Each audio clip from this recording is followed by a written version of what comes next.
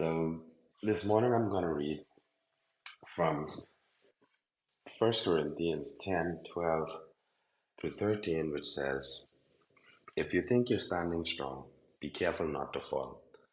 The temptations in your life are no different from what others experience, and God is faithful. He will not allow the temptation to be more than you can stand. When you are tempted, He will show you a way out so that you can endure.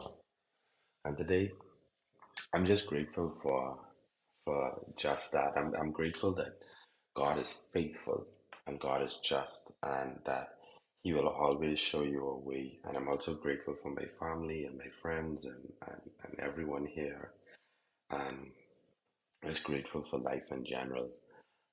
This particular verse is pretty self-explanatory, but it's a really good verse and it's a really good reminder, because temptation will come and temptation will go. And let me tell you all something. The devil, like the scripture tells us, the devil roams the earth like a roaring lion. Um, let's give you a short story. And it's so funny how I just randomly chose this in a bookmark I had saved before, but it isn't it that I didn't realize how it was in relation to something that happened to me last night until I literally read it back to myself. So last night I had dinner with some good friends of mine, really professional, like young professional men, all of us, married kids, like really family men, but young, powerful men. And another gentleman who I had known from my past, another businessman as well, um, he walked over to the table, and he was a little intoxicated, you always leave room for error, people drink, it is what it is. Um, and he started to like basically tell me, I should be drinking alcohol because he sent over some drinks with a waitress, and I was like, no, I don't drink. So that's the reason why I came over, I guess, to see if I was, like, why did I turn down his offer? But in that, he keep like pressuring me, like, come, you have to get a drink, you have to get a drink, you have to do this, you have to do that.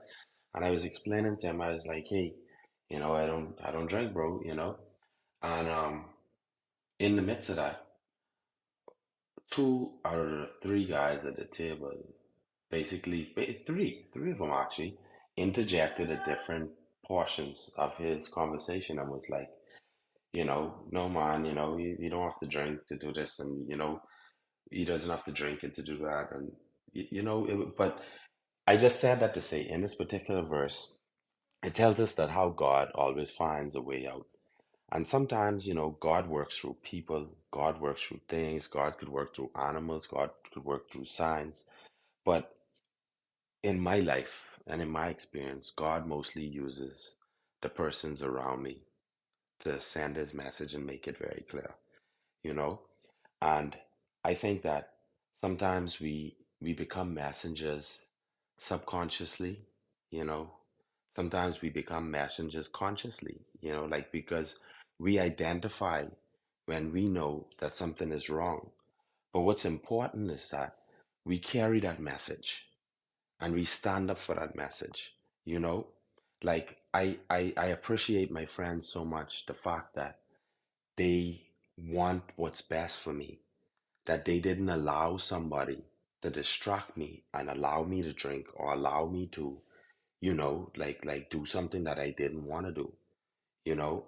That only shows that I was in the right company, but that also shows that God found a way out for me, you know.